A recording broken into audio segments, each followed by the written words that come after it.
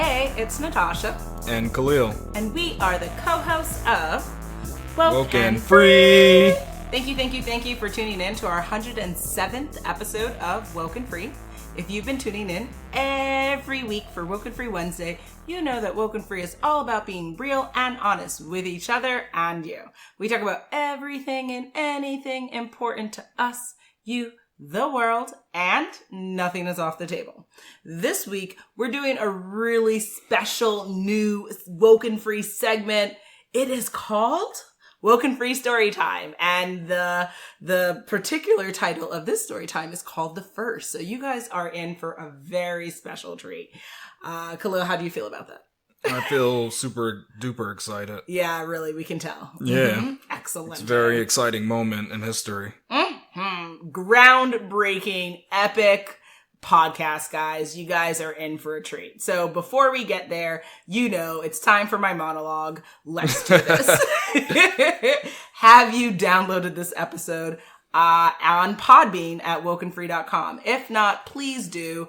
We greatly appreciate your support, and it is a must because you want to keep this. You want to go back to it over and over and over and over and over and over and over again. So make sure you not only listen to this episode, but you download it, and we are not a dirty secret. So make sure you're sharing this out, and I'll talk about that later in the monologue. Next, if you are not listening to us on Podbean, maybe you are an Apple user, so you're catching us on iTunes, or you're catching this on Stitcher, or Google Play, or SoundCloud, or iHeartRadio, or Spotify, or any other platforms we're on.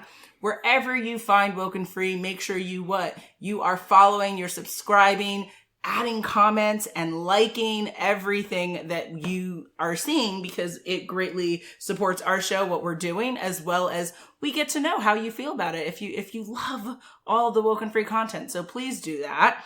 Next, I was mentioning before, we're not a dirty secret, guys. So you can totally share this out on Facebook, Instagram, Twitter, you're also going to see this episode on YouTube. So you can share it out there. You can add comments there. The point is, engage with us. It's a conversation. And then next, if you have not reviewed the show, so meaning you like the episode, you've subscribed to the show, but you haven't necessarily given our show a review like you can do on iTunes, you can do on many different platforms, please go to WokeNFree.com and click on listen, and then pick your platform of choice where you'd like to review the show. Now we're just going to get into the story. The First. About 86,000 years ago, far, far away from Earth, a perfectly spherical transport vessel traveling near the speed of light passes through a turbulent meteor shower. The ship is moving so fast that, to outside observers, the craft appears as a long, wispy strip of white light. The meteors seem to melt away as the ship slips through the onslaught of gigantic rocky debris. One of the pilots speaks to the system computer. Hey, Teo, how's the ship holding up? Do we need to stop at a repair depot before dropping off these shipments? True artificial yet organic computer, or Teo, T-A-Y-O for short, first makes some robotic beeping sounds. Bop, beep, bop, beep, bop, beep, beep, beep. Indicating it is thinking, while a wispy pale blue light appears overhead from some hidden source. Hello, Ariel. I hope the ride is not too bumpy for you, but the outer condenser field disruptor is at about 98.9% integrity. At present, I'd recommend staying the course as we shall pass the heavy meteor shower in less than 20 minutes and 23.6 seconds. Yes, it has been a bit bumpy, Teo. Thanks for sharing. I'm just glad them shields is holding up so well. Can you check in on Rob in the cargo bay for me? I just want to make sure the shipment isn't too jolted. Says Ariel. In the cargo bay, Rob is using his protovisor, which looks like sunglasses with semi-transparent lenses and antennas sticking up on both sides, to scan the inventory. The large silver rectangular crates have magnetized ridges to keep each crate coupled to the next one. They are arranged in multiple aisles about half a football field long and 5 stories high. To quickly make his way around this field of metal boxes, Rob uses a slim, super-cooled hoverboard which looks like an aluminum pizza tray. Underneath the hoverboard, a set of purple lights blink in slow succession, indicating the board is active. Teo makes a beeping sound in Rob's visor and begins speaking, communicating through the bone conduction system built into the visor. This allows only Rob to hear Teo speaking. Hi, Mr. Audix. I hope everything is going well and you are enjoying your present task. By the way, Mrs. Ingo has an inquiry for you, says Teo. Teo, you don't have to be so formal with me, says Rob. Well, I know you always address others by their surname, so I thought you might prefer it. I can call you Rob if you prefer. Rob jumps off his hoverboard, tussles his hair, and sighs. No, Teo, call me what you like. I don't have a preference either way. But what's up? I can use a little break right now. Ariel wanted to know if the inventory is all intact due to our current weather. Well, it looks like this new energy rope is working well for the inventory here, but we might actually have a problem in the cargo bay. There was one load that was left near the cargo door that appears to be missing. I was checking to see if it moved to its correct location at some point, but I haven't been able to track it down. I know your monitoring systems are down due to the new firmware upgrades, taking longer than expected. You think it's possible the door temporarily opened and took the load with it? Could that actually happen? There is an 85% probability that the safety was not engaged, which would allow the door to unlock if hit with enough force. The condenser, field, disruptor, shields are at 98.6% presently. So an outside force could not have caused that. Maybe the load was not securely fastened before departure. Yeah, you could be right. A new guy loaded in that last batch. Were those the original prototypes, MBKHSO? The company was looking to put those into deep storage in the galvanizing storage facility. Yep, says Rob after taking a deep breath. I just hope they don't blame me for the loss. I told them to put it on the next shipment. We are filled to capacity. That's why I refuse to touch it. Everything will be okay, Robbie. I believe that was only 25% of the original units built. It is a loss, but the other units will be fine. The original intent was just to keep them all in one centralized location since they were scattered across the galaxy during research and development. By the way, it's a bit crass to talk about one's downtime during a firmware upgrade. I'm in a vulnerable state at that point where I could be wiped from existence. Hey there. Do you have a book that you want to share with the WokeNFree Nation? Are you a business owner looking to share your product or service with the podcasting world? Well, guess what? You can book an ad with us on our Contact Us page at WokeNFree.com. We're super excited to speak with you about curating a unique ad that will get your message across the WokeNFree platform. So go to the Contact Us page at WokeNFree.com. That is WokenFree.com, because WokeNFree is more than a podcast. It's a way of life and offers an innovative way to promote your platform in the exploding podcasting space.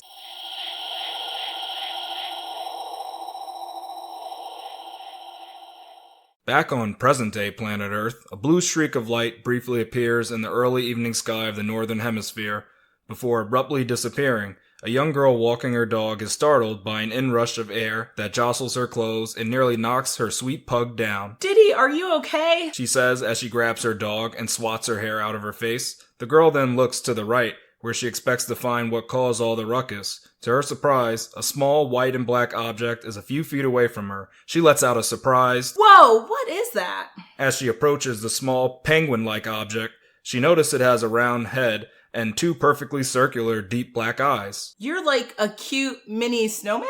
Where did you... She pulls back as the object tilts its head up and blinks at her. Right below the object's head, a blue hue slowly appears and forms what looks like a gaseous ring. The object speaks in a robotic female voice. Speech, pattern recognized, prepping vocal synthesizer, initializing vision system. Hi there. You can call me Teo. Okay? Says the girl as her dog starts to growl. It's all right, Dee Dee. At least I think so. Where did you come from? What are you? I'm Teo. I'm what you would call a robot. What is your name? Says Teo. Sorry about that. I just feel weird talking to a little robot. My name is Allison. It's nice to meet you. Allison reaches out with her hand and rubs Teo right on top of her smooth, shiny head, saying, "Wow, you are smooth to the touch." Teo blinks her eyes and lets out a soothing sound for a couple of seconds.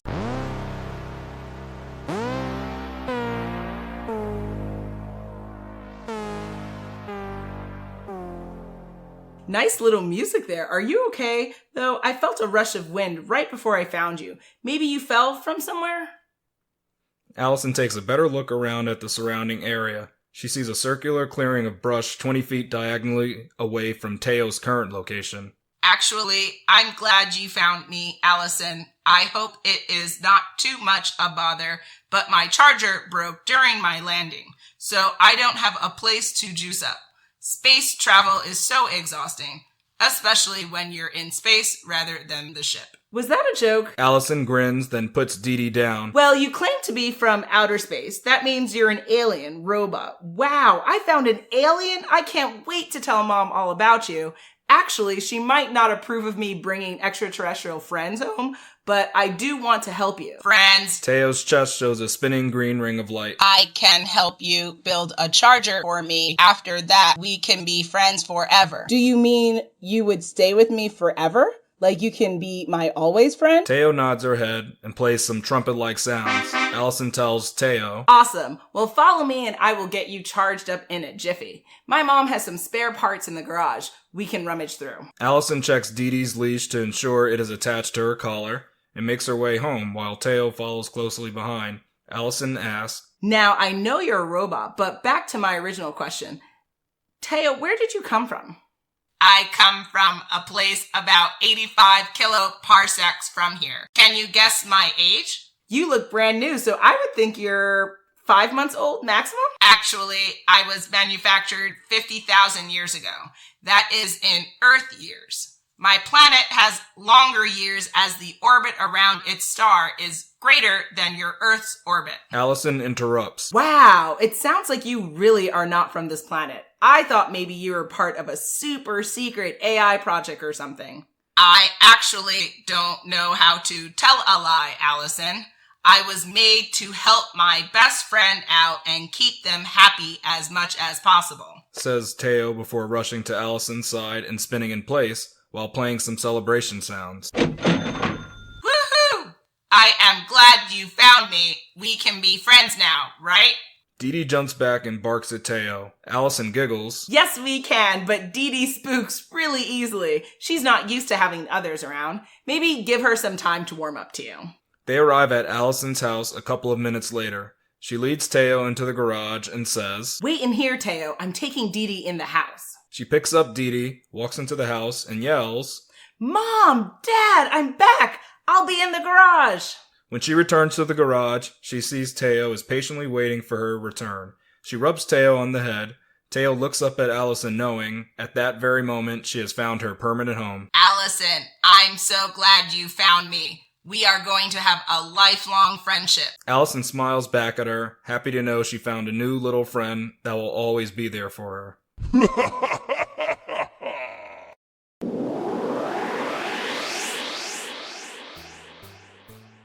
We are at that time again.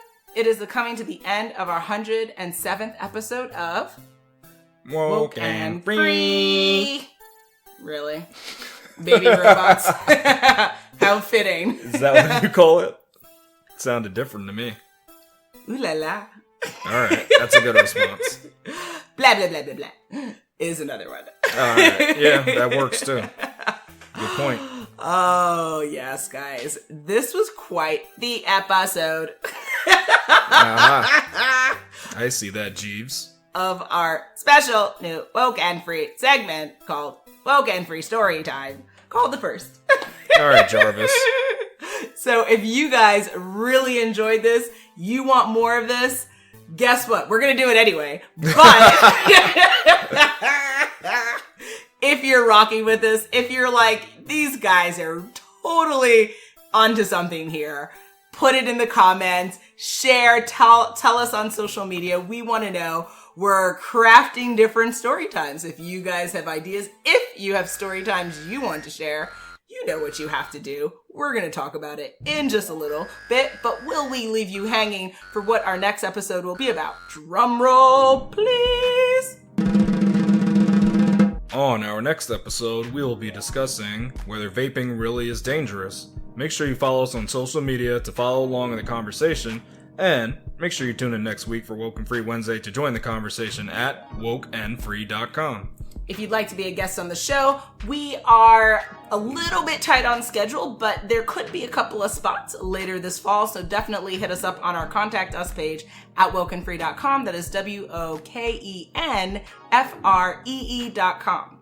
If you want to holler at us on social media, especially because you absolutely love this episode, you can find us on Facebook, Instagram, Twitter, and YouTube at WokeNFree. If you didn't already subscribe, please do, share the episode, and make sure you come back to join the conversation every Wednesday for WokeNFree Wednesdays. Remember, WokeNFree is more than a podcast, it is a way of life. Until next time.